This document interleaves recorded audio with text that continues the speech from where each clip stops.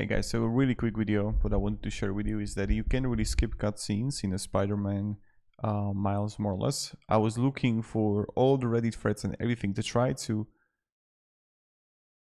do it.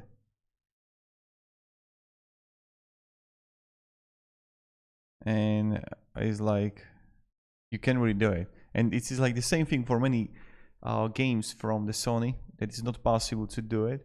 And it's a pity, but this is what it is. And I just want to make this quick video that it's not possible to do it.